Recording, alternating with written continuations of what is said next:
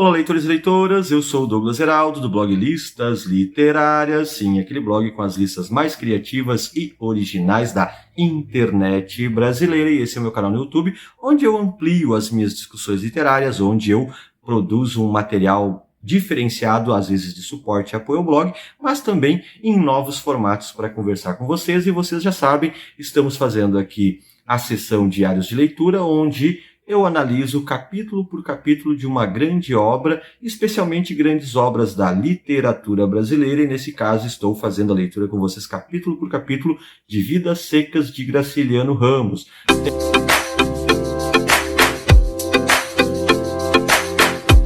É um capítulo triste, é um capítulo dos mais, assim, aquele que te traz um nó na garganta, aquele que te traz um certo incômodo, né? Então vale o seu like, o seu joinha, só pela dificuldade, só pelo desafio que a gente tem de fazer esse vídeo para você. Se inscreva aí no canal, também curta e compartilhe. E eu estou falando do 9º capítulo de Vidas Secas de Graciliano Ramos, e estou falando do capítulo Baleia. E aí lembram que lá no começo, inclusive, eu falei que apesar de ter uma certa linearidade em seus capítulos, que apesar de ter uma sequencialidade em seus capítulos, há sempre aquela noção de que é possível muitas vezes nós observarmos cada capítulo de Vidas Secas enquanto um pequeno conto, enquanto um conto.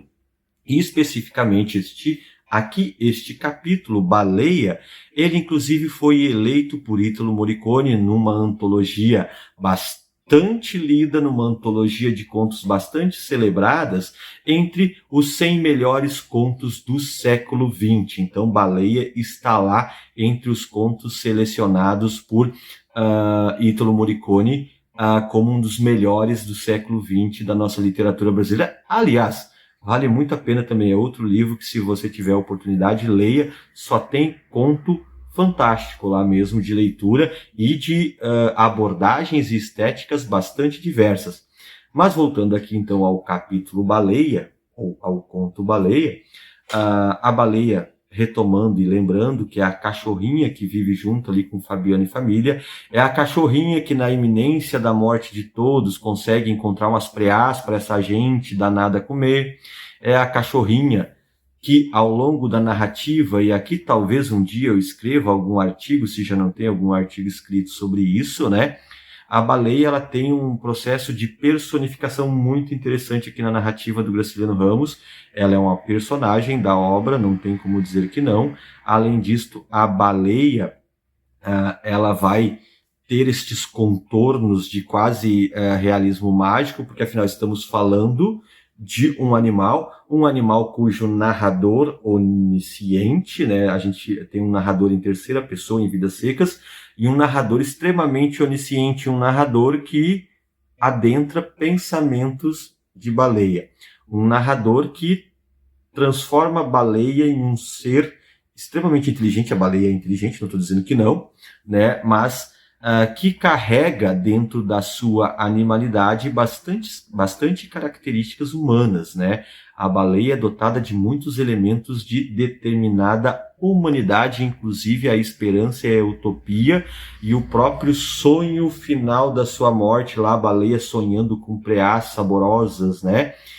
Mas o capítulo da baleia narra sua morte, ele é bastante tenso, porque ele passa por uma escolha de Fabiano, a baleia está lá raquítica, seca, por morrer, e Fabiano, dentro daquele seu conceito sertanejo, dentro daquele a sua construção moral, a partir daquele elemento, ele vai sacrificar a baleia, ele vai sacrificar a baleia. Entretanto, as coisas não dão muito certo. Aliás, Fabiano não é um cara muito eficiente no colocar suas coisas em práticas, né? Isso a gente já viu, mas as coisas não dão muito certo, e aí o capítulo se torna uma tortura tanto para a cadelinha, mas também para o seu leitor, que de certa maneira já tinha se afeiçoado bastante a ela, pela sua esperteza, pela relação íntima que ela trabalha com alguns personagens, né, aqui da narrativa. Então a baleia às vezes é o refúgio do menino mais velho, a baleia nos momentos difíceis sabe o seu papel. E o mais curioso, eu acho fantástico no primeiro capítulo lá, e aí retomando rapidinho aquele capítulo, né? Porque na baleia, não só para agradar Fabiano, não só para salvar a família, mas o que impulsiona a baleia em tentar achar um mecanismo de sobrevivência, um mecanismo de não morrer, é encontrar alimento para a família, porque na verdade, dentro dos pensamentos, de baleia, ela está se recordando o que aconteceu com o papagaio da família, ela está recordando que o papagaio até então fora a última instância de carne e proteína para aquela gente tão amada. Então, baleia, ela não só pela relação com a família, né, mas ela acaba tendo esta noção de esperteza para não sobrar para ela. Além disso, em outros capítulos a gente vai ver a questão da baleia e dos tratos, às vezes, um tanto quanto bruto da família para com ela, né? E ela acaba tendo este fecho, esse destino atroz que qualquer pessoa que tem um... eu sou um cientista, não gosto muito de falar a palavra coração, mas aqui a gente vai entrar no literário, né? Na questão emotiva, as pessoas que tenham uma emoção, as pessoas que têm uma humanidade dentro, quando observam toda a tortura final dos dias de baleia, não tem como não sofrer com este bichinho, com esta cadelinha, que certamente é a cachorrinha mais famosa da nossa literatura, a cachorrinha mais amada da literatura brasileira e que acaba tendo esse destino e desfecho trágico.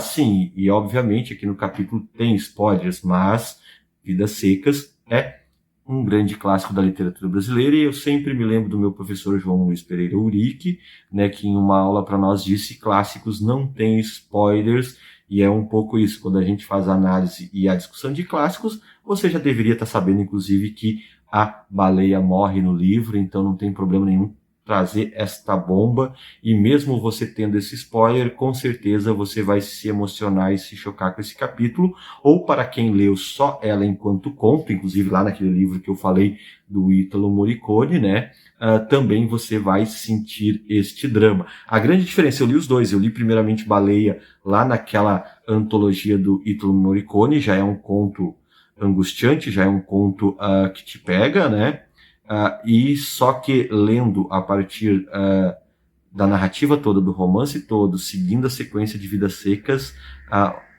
o capítulo Baleia então se torna ainda mais impactante para o leitor. Então é isso, espero que vocês tenham gostado. Foi o capítulo mais triste, com certeza, até então, da narrativa de Vidas Secas de Graciliano Ramos. Se você tem curtido Diários de Leitura, coloca aqui, deixa o seu like, seu joinha, se inscreve no canal, compartilha o vídeo também.